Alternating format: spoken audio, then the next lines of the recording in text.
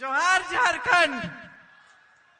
बाबा वैद्यनाथ जी की जय। बाबा वासुकीनाथ जी की जय।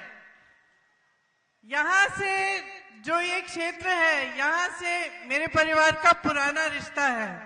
आपने भी सुना होगा पंडित नेहरू जी की समय से, जब मोतिया डुमरिया गांव के एक कार्यकर्ता ने अपनी बेटी की शादी के लिए बुलाया था, तो आपने ये कहानी सुनी होगी।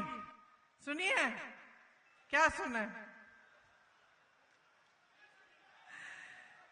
कि पंडित जी को बुलाया था अपनी बेटी की शादी में।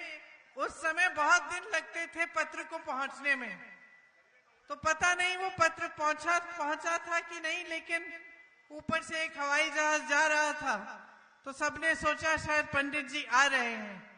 उस समय शायद पंडित जी नहीं आए, लेकिन आज मैं आ गई हूं उनकी जगह में, बहुत सालों बाद। इंदिरा जी के दिल में बाबा वैद्यनाथ जी के लिए बहुत श्रद्धा थी और आपके पूरे समुदाय के लिए बहुत श्रद्धा थी।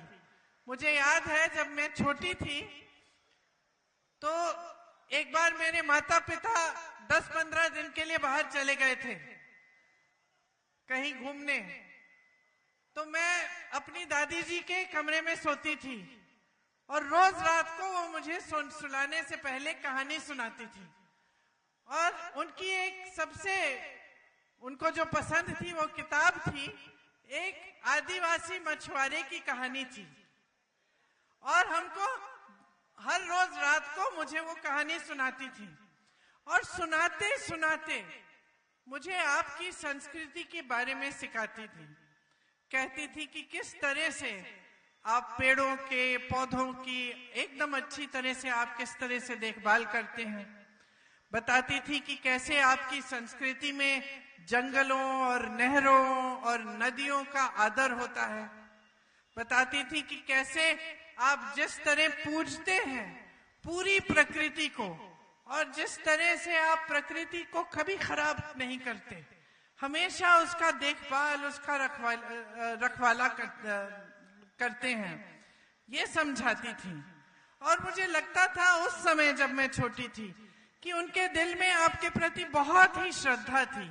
बड़ी हुई तो समझ में आई और भी बातें, और देखा कि दादी जी जो भी जब आदिवासी क्षेत्रों में जाती थी, जो भी आप लोग देते थे उन्हें, कोई एक टोकरा देता था, कोई कुछ हाथों से बना के आपकी हस्तकला से कुछ सुंदर सा बना के देता था, सारी चीजें वो अच्छी तरह से सजा के अपने घर में रखती थी। आज भी उनका घर एक म्यूजियम बना है। आज भी अगर उस घर में जाएं तो आपको उनके कमरे में बहुत सारी ऐसी चीजें आपको दिखेंगी जिससे आपको पता चलेगा कि कितनी श्रद्धा थी उनके दिल में आपके लिए।